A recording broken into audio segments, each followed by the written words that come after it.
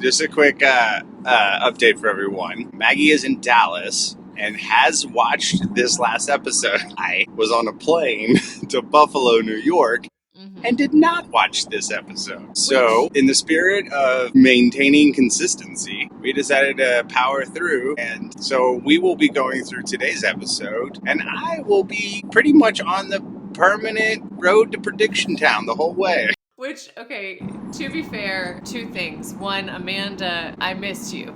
I need you back. I need you back Clearly. for the podcast. And also, I don't think you're the only person who didn't watch, because we just learned Suits LA is not renewed for a season 2. So yeah, should we start with that? Unfortunately, yes. I think that it's sad, but also clearly not everyone has been watching, and so maybe people are just listening to these recaps, and therefore you being able to live react will help me understand how people are receiving the podcast who don't watch the show. You know, and who knows? Yeah, maybe we can save this thing. Maybe we can. I'm not opposed to being a hero in this scenario. You usually are. Yeah, it is Mother's Day too. Happy Mother's Day. I'm sorry I can't be there with you. Well, let's start this thing. Should we clap? Yeah, let's clap. I'm in the clap. car. I'm going to do it. Please don't One, clap. 2, 3.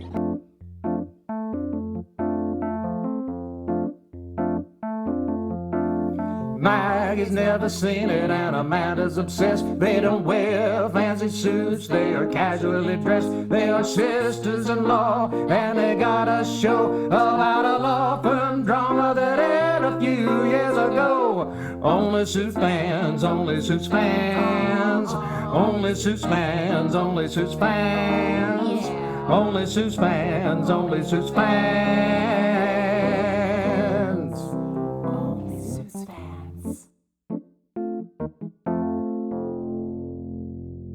Okay. Hello, and welcome to Only Suits Fans. I'm Maggie. And I'm Kyle, and we're married by the law.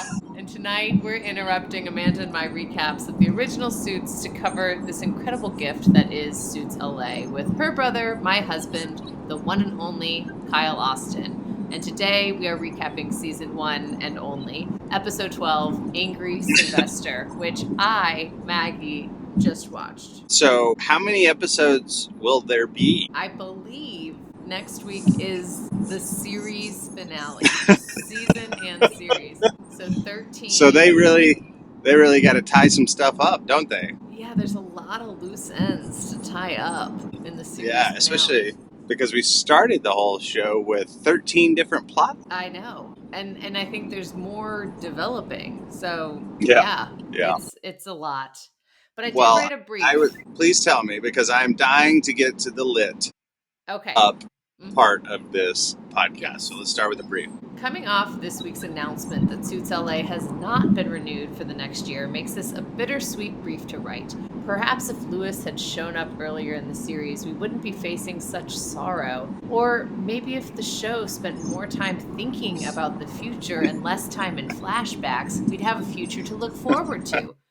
Whatever the case, the second to last episode of Suits LA ever featured our beloved mudding, Ted's name origins revealed, Rick getting a big smooch, and Leah admitting she's really a hoe, plus Stuart releasing his angry rectum. I don't remember who Leah the hoe is. Leah is the young associate lawyer who works with Erica. Oh yeah, the nerdy. Yeah. Loves screenwriting. And is a hoe, apparently. Okay. Well, that'll make sense if you watch the episode. I'll get to it. I'll explain it. To be honest, it's a 50-50. If it'll make sense. Then I'll watch the episode. You don't need to. We're going to recap it right now. And it's not coming back, so we don't need it for the ratings. All right. Before the credits, it opens and Rick is calling Leah. It's 6 o'clock in the morning, and he's calling her because he really likes this Ezra Bridgers scripts. But of course, Leah is Ezra Bridgers, and originally Rick had said he didn't like the script. Ezra wasn't ready. He shouldn't be using a pen name, which kind of forced her into law, like deciding she didn't want to be a screenwriter. But he thinks it's actually pretty good, and he'd like to meet with Ezra and sign him. The most important thing about the scene is that Leah has sheets that have a little pocket for her phone off to the side. Whoa. I think that's important for us to think about. because I think it was a really nice little touch. I'm not sure I understand the visual of that. Like it's a sheet, and it has a little pocket sewn into the side of the mattress, like a fitted sheet. Like a fitted sheet with a pocket. And then the phone not goes a piece of paper. No, okay, it would be really good for like remote controls. You know. Yeah. Like what else could you put in there? Phones. Quick deposition for you. If you did have a secret pocket on the side of your mattress, what would you put in it? Probably a book, because I'm so read. You know, I'm such a reader, an avid reader. What would you have in it? Like gold. Yeah, just like all your gold you keep in your pockets. Bullion. Yeah, just some gold bullion. Your dinar. So meanwhile, Rick is at his office. Yeah, Rick's at his office. He's been there early. He has a huge stack of scripts that he's supposed to be reading, but then he sees this Bluetooth speaker. So instead of reading his scripts, he decides he's going to dance to Footloose alone in the office. And he's really getting into it. Very talented dancer, I thought. I mean, Rick. Amanda would probably have other opinions because she is a dancer. Well, that's fair, but to be honest with you, if you're dancing to Footloose, you pretty much always look good. Always. I can't imagine, because he's committed, and that's part of it, you know? And while he's up grinding against the tree, the elevator opens, and I think it's Samantha coming in, and I was like, how interesting, Samantha's wearing a crop top. But it's actually a different brunette, because you know they have all of these women who look exactly the same, which probably would have helped with the series if they had some diversity there. It's actually Dylan, who's the actress from earlier in the season, who Rick signed because she wants to talk about what project is next in her career. She was the like indie queen lady that was like stuck between a Marvel movie and that. Yeah, she really wanted a Marvel movie, but now she wants a Larry McMurtry movie, which is like old Western type movie, because she always loved the books growing up. And Rick is like, I'm gonna get it for you. I'm gonna get you this movie because it's gonna be in production soon. Also, before is there still a little not fling, but a little chemistry between those two? Oh yeah, there's definitely some chemistry. There's definitely some like, this could be something.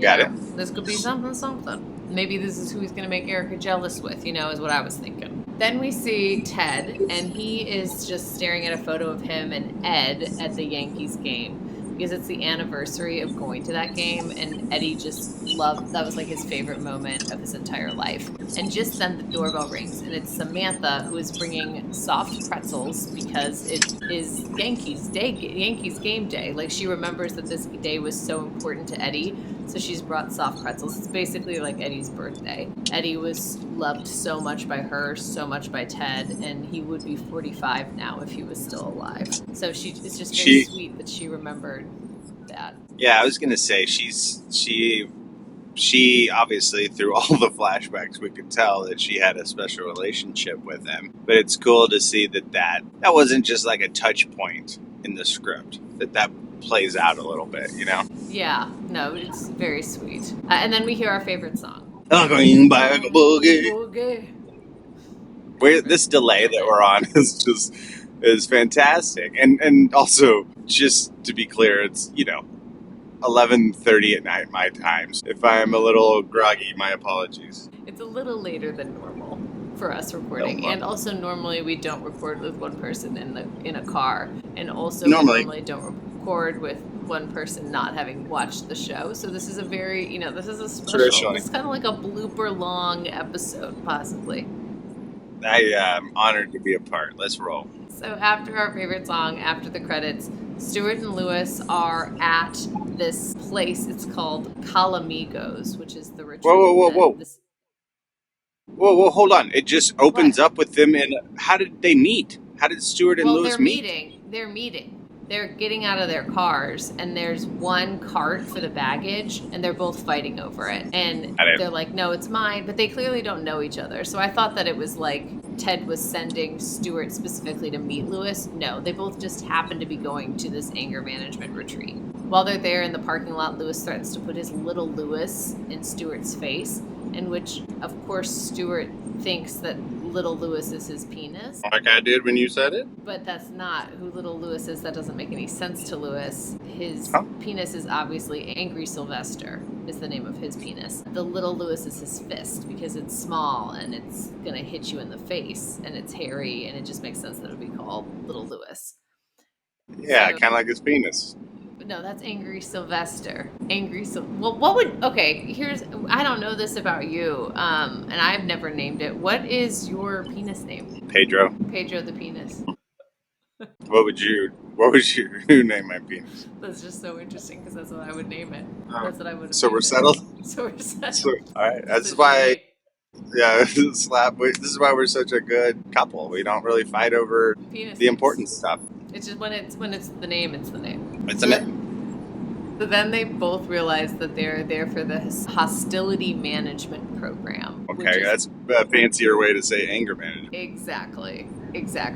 In fact, when they're in their first meeting, one of the guys, Peter, is there, and he's like, I don't know why we don't just call this anger management. That makes me so mad. He's been there like 6 weeks. He's pissed. Well, it's clearly not working. Yeah, it's clearly not working to call it hostility management. Although I thought that was a nice little rebrand. The guy who greets them, who's like the manager of Calamigos, or the person who takes them under his wing and the group leader, seems very nice, and he's like, oh, here we go, we're gonna do this thing together. But when they're in that group talking, he gets so mad because Stuart and Lewis start to go at each other about like who has the worst best friend who belittles them, who's also their law partner, right? Like they're both like interrupting each other, trying to compete, and the facilitator just stands up and he's like, I am sickened by your behavior. Which I was like, that's kind of wild that this pretty mild interaction is what's sickening to you as someone who deals with people with outrage. But sure, I'll believe it. He later comes back and he apologizes, and Stuart admits, hey, this is actually not about my friend, partner, enemy, Ted Black. This is actually about a man who was threatening my family, and I feel so alone, and I feel like I'm about to explode.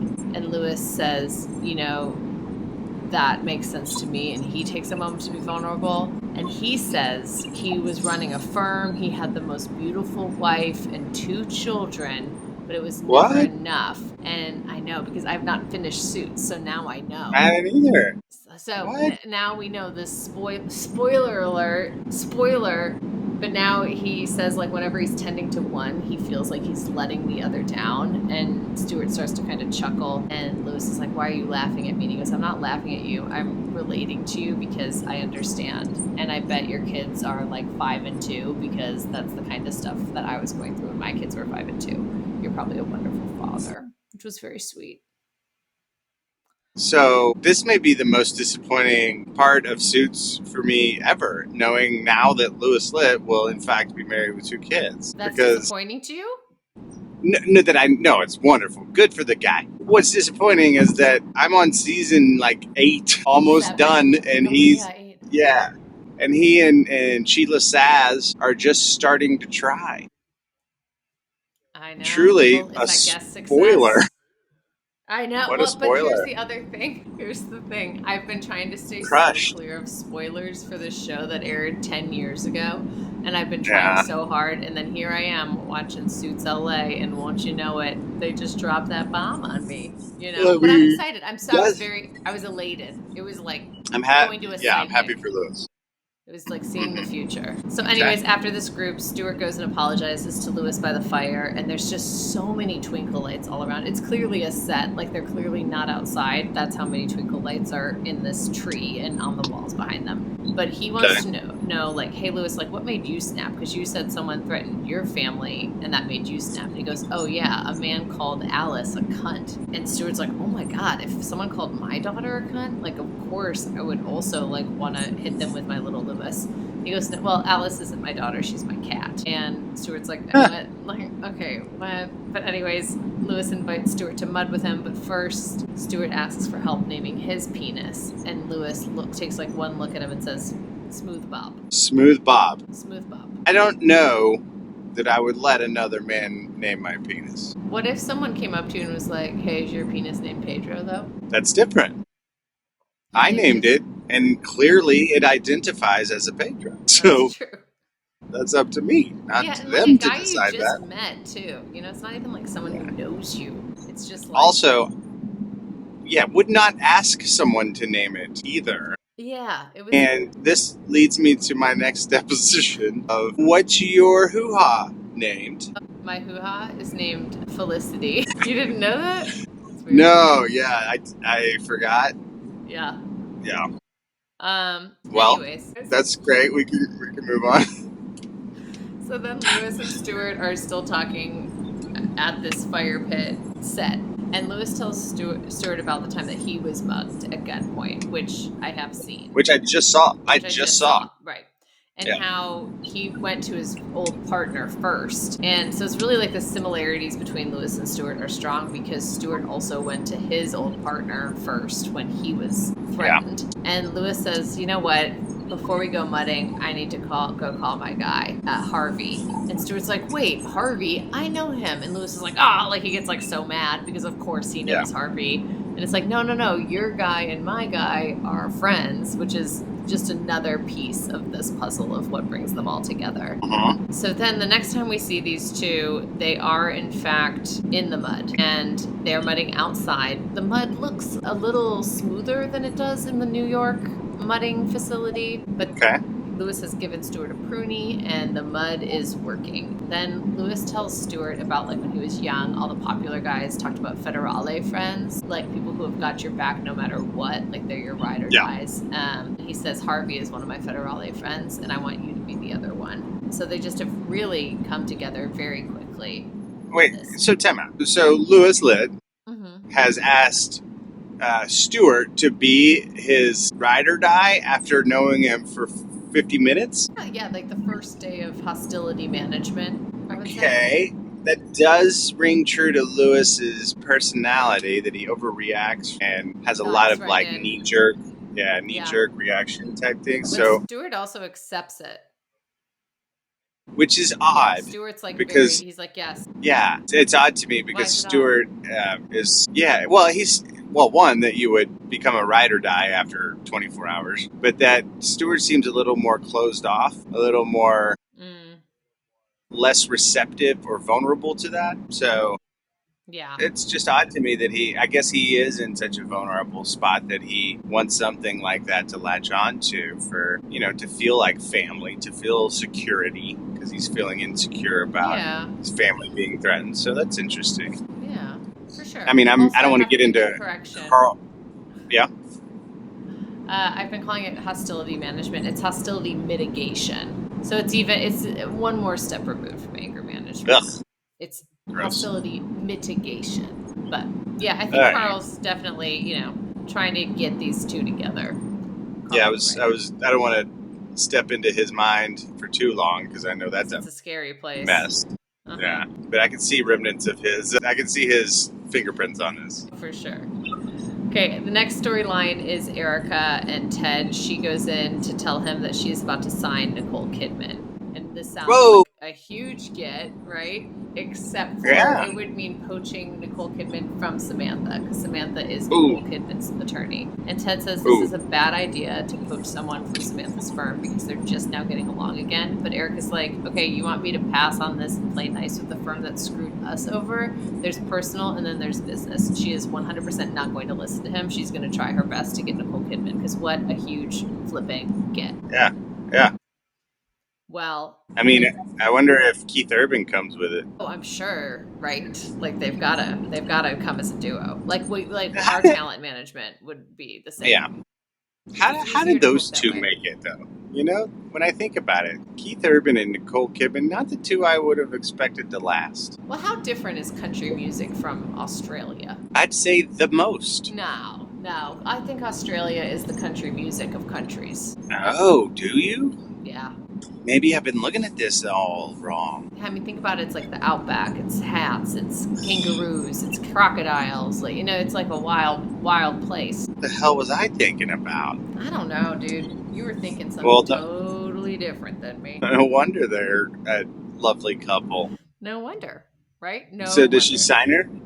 Does she sign her? Well, let me get to it. So Samantha's waiting in Rick's office, and she confesses that she's like, when I was a kid, I had an auditory processing disorder, and so I actually had to work harder than everyone else, and I'll be damned if someone takes like my hard work. And I just found that Nicole Kidman is in play. Like she's open to hearing other attorneys, and that Erica Rollins is going to try and snatch her up. So she wants to know from Rick how she can beat Erica, and Rick basically tells her, if you want to beat her, you got to make sure she doesn't get in the room with Nicole Kidman, because Erica makes it feel like you're the only person in the room when you're in there with her. So beat her to the punch. Do not let her get to Nicole. So wait, why is Rick helping Samantha? Because he works for Samantha. I know, but he doesn't now. Yes, he does. Wait, Rick works Samantha... for... Oh, yeah, he does. Duh. Yeah. Mm-hmm. God, this is so confusing with that. Yeah, go ahead. Keep going. I'm drunk. It's hard. Well, I'm not drunk. I I'm hope driving. not. Oh, my God. No, it's just confusing. It's like a metaphor you were using. You were using a simile, a metaphor. Yes. That's right. Okay. So Erica then confronts Ted about warning Samantha ahead of time that she was coming for Nicole. And Ted says, listen, I did something years ago and I still owe her. And Erica's like, well, what the hell, dude? Like, you've told me to put my professional life over my personal life over and over and over again. And then here you go and you just blow up this work, right? She's so mad. Yeah. And rightfully so. But then she goes and sees Ted later, and Ted tells Erica about his brother Eddie for the first time. She had no idea that he even had an older brother named Eddie ever. And he also tells her that he and Samantha used to be in a relationship, which she also had no idea about. And I'm like, how do you not know? Yeah, I'm like, okay, so what? Like, that feels so important and such a big part of it. But I guess, like, you know people on a professional level, not a personal level. So there has to be a time when you do find out this news. That time for Erica just happens to be right now. And so he kind of tells her about how he became so obsessed with this case that it ended up killing his relationship with Samantha and also literally killing his brother. And Erica understands because Samantha remembered his brother and was so sweet to him and had come over to honor Yankees Day. And she's like, okay, so I get it. You had just had that conversation and you were kind of prioritizing the personal in this situation. And then she's like, you know what? That reminds me of someone else who just came, and the universe is really telling me to prioritize the personal. And she has this little, like, aha moment, which is another storyline that I will now get into. Please. Okay, wait. Yeah. First, Okay. Going back, so Rick goes to see the studio lot to see Melissa Johnson, who is the producer for this McMurtry feature. And Melissa's like, okay, he's like, you need to cast Dylan as the lead. And she goes, okay, yeah, I'm just going to throw out every single instinct I have and listen to you, Rick. No, she's never going to get a part on this as long as I am the producer on the film. She is very against Dylan. She's like, not going to happen, which is not good because Rick has kind of promised that, He hasn't given up, so he's back in the office, and Dylan goes to see him, and she's like, I can tell you're sugarcoating this, but he breaks the news that she can audition for the part, but she's probably not going to get it, that Melissa really has something against her. But he invites her to eat. He just had food ordered in. They can eat in the conference room while they figure out their next steps. And while they're in this conference room talking, Dylan talks about like their childhood and how she got into theater because her parents were always fighting. So theater was kind of basically this after school daycare for her. And she's like, I played Oliver Twist. And I'm not an orphan boy. So I can definitely play in a Western, even though I've never been someone who plays that type of role before. And Rick is that why they totally? Is that why they totally could? Is that why they don't want her? Is because she just is too stereotypically not that person? Yeah, she just like doesn't seem to fit the role. Like she's never done anything like this, and it would be too big of a risk. But I was like, gosh, Oliver Twist, like isn't that a play that every kid is in? Were you in Oliver? I don't know, probably. It's like, yeah, everyone plays an orphan kid. That's the one role that like kids play. Yeah, I may not have been Oliver, but I definitely remember being an orphan. Yes, definitely. It's like, that's the easiest thing for kids to pretend to be. Like a boxcar kid or something. Yeah, exactly. Well, anyways, Rick got her cupcakes to celebrate. He actually totally knew that she was going to stay and they were going to have this moment, and it's very sweet, and you can feel like it's pretty flirty. You're like, okay, something is going to happen here, So then Ted answers the phone from Rick because Rick is calling to be like, oh, hey, I know that you tipped off Nicole Kidman. I know you tipped Samantha off to that. And I kind of like this idea of us working together. And also, don't you represent Sean Baker, who is directing this film, this Western film? And Ted's like, yeah, so you need something from me. And he goes, I do. I need to get Dylan Pryor in this movie. And I need the director to offer her a spot. And so Ted agrees. And they go together to see Melissa at the studio lot, and they basically bulldoze Dylan Pryor into the movie. Ted says that if the movie producer does not let Sean Baker have Dylan in the movie, that he will walk. He will leave, and then she'll be out of a job and she'll be out of a director. So Melissa's like, fine, sounds good. And they just walk off the studio lot. And when they're walking off the lot, Rick and Ted have very Mike and Harvey banter, because Rick is wearing sneakers with his suit, but Ted is wearing suspenders, and it feels very old school, new school as they're walking out. And it's nice to see them working together, because I guess they have this history of doing well together. Suspenders? Yeah, he wears a lot of suspenders. Ted does. No, I don't get that. Suspenders is for fat people who can't keep their pants up. Or people who like to think with their thumbs underneath something. See, now that's me. I'm not super fat, but I am a thumb thinker. You're a thumb thinker. Where are you going to put your thumbs? In your pockets? But you need them closer to the chest, It helps you think better. Mm-hmm, exactly. Okay. All right, I've been overruled again. You get it. And think about Stu from the original Suits. What a delight Stu. he was. Stu. Oh, yeah. Yeah, he was a delight. He wore a lot of stupenders. We then see Dylan. She's in the lobby of the law firm talking to Rick, and she basically knocked her audition out of the park with the director, and she's come to tell him. But she says, but we do have a problem, because the person she wants to celebrate with is Rick. And then they full mouth kiss all over. What? Like that. But Dylan and Rick? Dylan and Rick. It's been building up, right? But he says, I can't do this. And he walks away. Where he walking to? Where's he going? The second stall on the left. What? He's going to relieve himself in the second stall on the left. No. Sorry. No, he's walking to...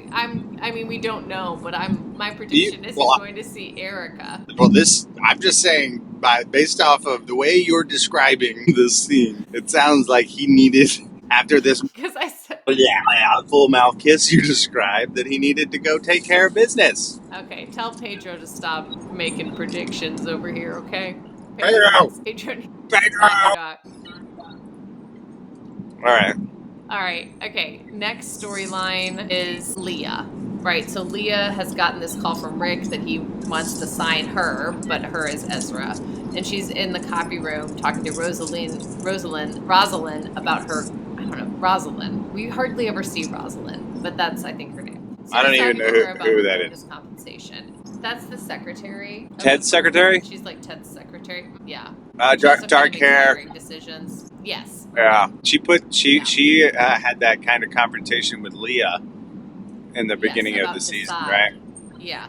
Decide what you want to do. So Leah's talking to her about her bonus, and she goes, listen, it was pretty good, but then I found out what Henderson's was, and my compensation is not the same. And Rosalind says, listen, don't say anything to Erica. Just let this light a fire under you. But Leah's like, I already have a fire lit under me, right? I just got a call, but that's not what I want to be doing. I want to be a lawyer, and I want to be doing this. And I am pissed that I'm not getting paid fairly.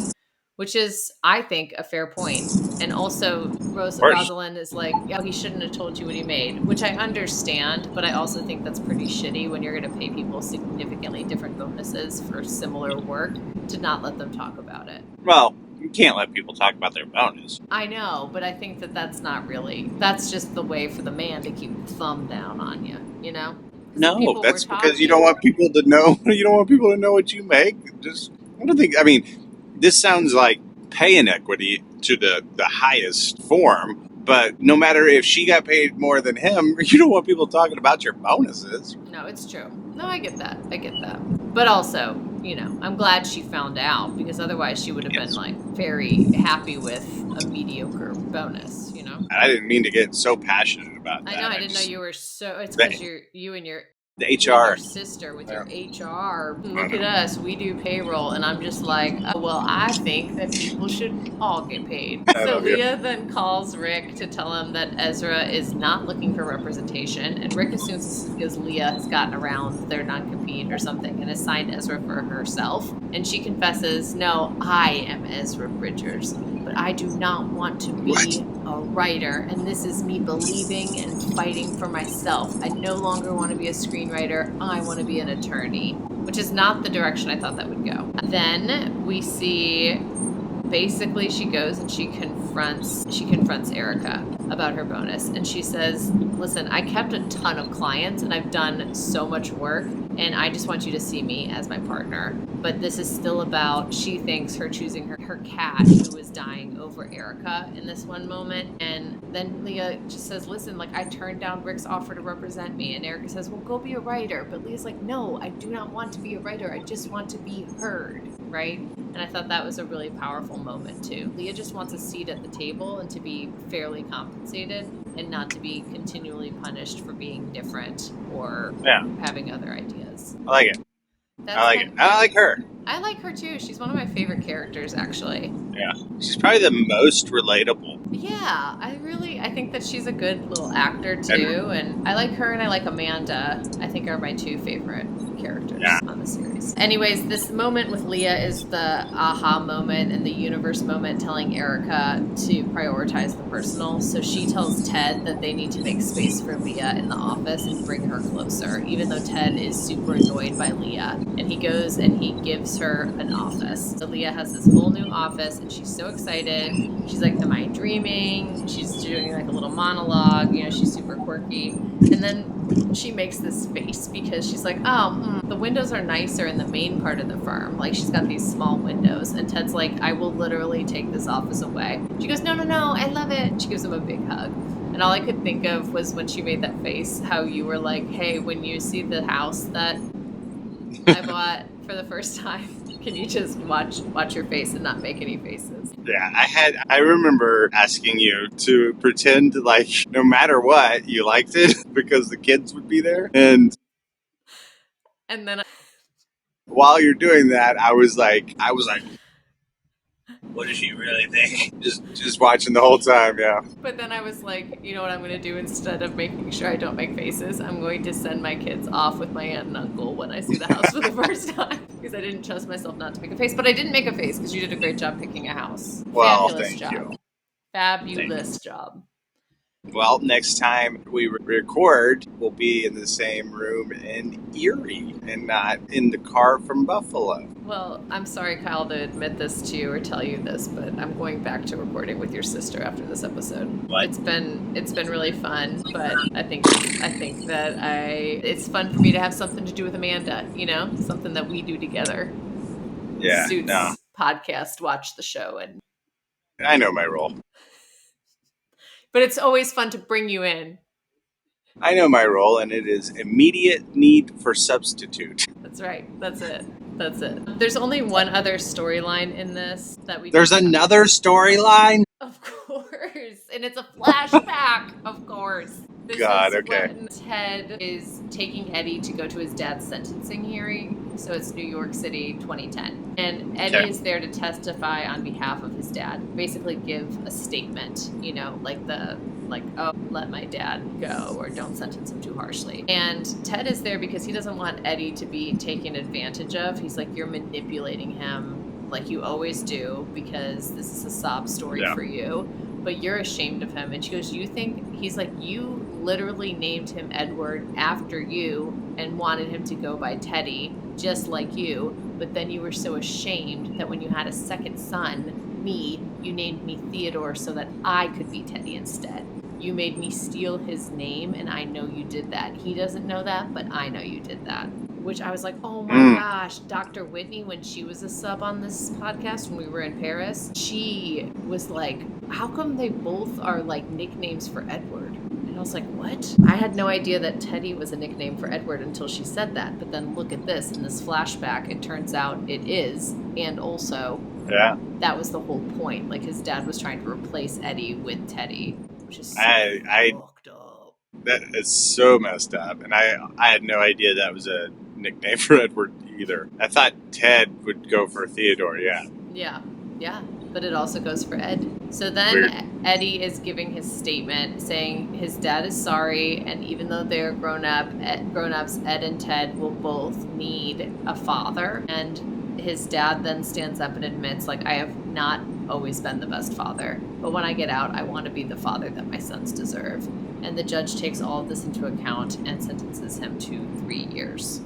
And Eddie, instead of what could have been more. So Eddie and Ted are talking about their dad's sentence, and Ted's like, honestly, it's pretty lenient. And Eddie says then his dad comes up and he's like, I like when we're all together because it reminds me of the day that we all went to the Yankees game. Like, Eddie loved this day that he got to be with his dad and his brother so much. It's like his favorite day in the world. So Ted asks for some time alone with his dad, and then his dad asks him for a second chance. And it's like, I've given you so many chances, there's no way I believe it. But his dad says, listen, facing prison has changed me, and I admit that I was ashamed of Eddie, because that's the man that my father taught me how to be. And you are different from me, and I hope you can teach me how to be more like you, because I don't want to be like my dad. Like, I resented him, I hated him, and I just want to take you both of my boys out for dinner one time before I get locked up. And does this come across as sincere? It's hard to know what's sincere and what's not with his dad, because we don't really know him very well, and he seems like a real dick, but I bought it. I was buying it. Okay, so prediction, they go out to dinner and that's when Eddie dies? Yeah. I think so. I forgot to just say the Leah's a hoe thing. Can I quick? Oh, yeah.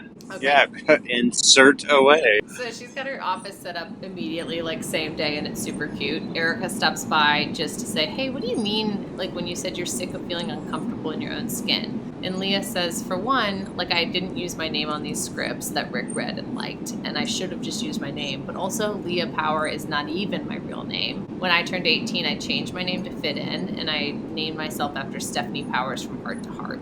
And her real last name is Ho. She's Leah Ho. And Erica's like, ooh, that's tough from middle school. And she goes, yeah, it was. Yeah, so Leah is a Ho. Leah Ho. Leah's a Use a Ho, Leah Ho. The only you thing got that me. I thought was interesting, I got you on that. You had to watch you it. You tricked me. The depot, the brief got me from the beginning. I was waiting for this hoedown, and instead she's just a hoe. I tricked you. Yeah. That's a little called a little like it keeps you hooked. Called a bait and switch. The only other thing from this story to touch on is that at the very end, so Rosalind's the person who kind of tells Ted, you need to make it right with Erica because you did throw someone under the bus who's a part of your team. So, like, make that right. Yeah. And then at the very end, she's sitting in his office drinking, and she's got her legs crossed. She's kind of like dangling her foot. And he's like, hey. Erica? No, Rosalind. And she's like, hey, thank you so much for always looking out for me. And he sits down to, like, have a drink with her. But it's very, like, flirty. Like, what is she doing? What is this, like, I'm like, there's too many flirts. And we don't have enough backstory on her to, like, allow her to flirt with him. Right, we spent too much time on the backstory for all these flashbacks and not enough time getting to know these characters in the present with, like, nods to a backstory. That's how I feel. Yeah. I couldn't agree more. They should cancel this thing. Well, no. I mean, I have more hot takes that I will share with Amanda next week about. Whoa, let's get a hot take or two in here. That's one of them. The flashback. Okay. The flashbacks killed the season. I think it was too much, and I love flashbacks. It was too much too soon. Yeah. I'm gonna try to dive into Carl's head here for a second, but I think that from the beginning, it was just like a diarrhea of exposition. And I don't know why they needed so many people to have such a serious storyline from the beginning. Like, pick a couple, like a plot and a subplot, and let's go from there. Yeah, I agree. Okay, well, you know what? We're talking about the past. Let's talk about the future. And the best place to do that is in a little seaside town I like to call Prediction. Would you come with me to Prediction Town? I am on the road right now. Oh, well, I'll hop on the speed train and I'll meet you there. Chicka, chicka, chicka, chicka, chicka, chicka, chicka, chicka, choo, choo, choo, choo. All right. Okay, here I am. Here's mine. Do you want me to go first, or you want to go first? Yeah, I'll go first. I predict they get canceled. Okay, that's fair. You're up. You there? Yeah. You there? Okay. Yeah, that's it. You take it from here. Okay. I think that David Bowie is going to do something truly horrendous to Stuart's family, like maybe kidnap his kids or something, because Ted tells him, like, oh, don't worry, it's going to be fine. I also think that Rick is going to confess his love for Erica, but it will be too late. She's not ready, even though she's just been having all of these like universe moments about softening her professionalism and leaning into her personal life. I think she's just not ready to do it with Rick. I also think that we will see how Eddie gets killed, even though we know he dies in this restaurant situation. I think that we will see it. And then I also think that Ted is going to kiss Samantha, because all of these things are going to come bubbling to the surface. Well, I guess that they didn't know they were canceled until after they wrote all of season 1. So they're not like going to be trying to cram a bunch of stuff into this last episode. No. So it's just going to be we're going to have cliffhangers, I think. Yeah, I was going to say, we're going to have some cliffhangers. What do you think the big cliffhangers will be that we'll never, ever figure out? I think like how things resolve with David Bowie. I think Erica and Rick's relationship. I think Samantha and Ted's relationship. I think we'll have all of this past stuff wrapped up, like the 2010 New York City trial and all of that. I think that will be wrapped up, but I don't think any of the present day things that they have just recently started developing will be wrapped. Yeah. I mean, that'd be pretty impossible. So, at the end of every season, they have a big, cliffhanger. What do you think the one, assuming that they pick one, will be for the end of season 1, with them thinking that they're going to be renewed for season 2? Gosh. I mean, it's like a new storyline. What is it? I think it's got to be, I feel like it has to be the relationship, but I think it would be better if it was, like, the David Bowie stuff. But I think it'll probably be the relationship. I'm going to take a wild guess here and say that it's Louis Litt is coming to the firm, or Harvey, or somebody to save. People will be so mad. They'll be like, wait, you canceled it and Rick Hoffman is signed on to be in all the rest of the episodes? People would be so bad. That's what people wanted. That's what That's people right. wanted. That's well, right. I hope we gave the people what they wanted. And I'm sure we didn't. And we can sign off now. Thank you so much for listening or watching on YouTube Live. You can follow us on Instagram, TikTok, YouTube. You can listen wherever you get your podcasts. Be sure to like, review, and subscribe. And if you don't know how to start your review...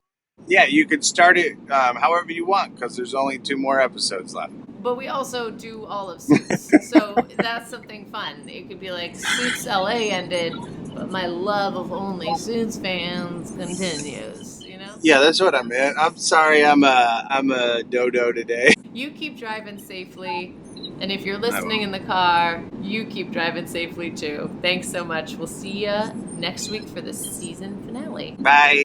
Bye.